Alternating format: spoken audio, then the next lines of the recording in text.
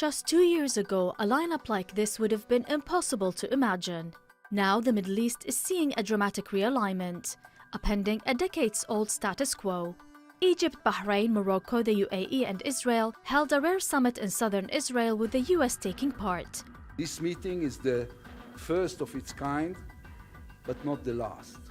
Last night we decided to make the Negev summit into a permanent forum. Coinciding with the Negev summit, Daesh claimed responsibility for an attack in the city of Hadya that killed 2 Israeli police officers and injured others. The attack, which was the second in a week, was condemned by the US and participating Arab states. Despite the diplomatic progress, the attacks were a clear reminder of continuing tension between Palestinians and Israelis. Egypt was the first Arab country to make peace with Israel back in 1979, while the UAE, Bahrain, Sudan and Morocco signed US-sponsored agreements to normalize relations with Israel in 2020. For the Israeli-Palestinian conflict, a solution is possible, and for His Majesty King Mohammed VI, the position is constant. We are for a two-state solution, living side by side with the Palestinian state in the borders of 67 with East Jerusalem as capital. The US is also seeking to reassure its regional allies who are opposing the revival of the Iran nuclear deal.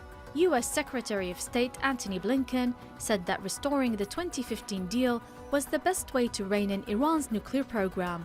Blinken also met with Palestinian President Mahmoud Abbas in Ramallah ahead of the Negev summit, where he voiced the US's commitment to a two-state solution to resolve the Israeli-Palestinian conflict. In my meetings with both Israeli and Palestinian leaders, we'll discuss ways to calm tensions and ensure a peaceful Ramadan, Easter, and Passover.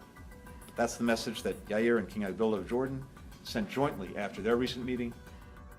The meetings came a week after leaders of Egypt, Israel and the UAE met in Sharm el-Sheikh for the first joint summit since establishing diplomatic ties with Israel. The three discussed strengthening ties in light of the talks to revive Iran's nuclear deal, as well as disruptions to energy and food supplies triggered by the conflict in Ukraine. But analysts point out that the strategic shifts taking place are in response to US President Joe Biden's disengagement from the region. Washington's drawdown in Iraq and its chaotic pullout from Afghanistan last year raised questions about US commitments to its allies. And as the US continues to focus more on Europe's security amid Russia's attack on Ukraine and a rising China in the Asia-Pacific, the rapid realignment in the Middle East is expected to deepen.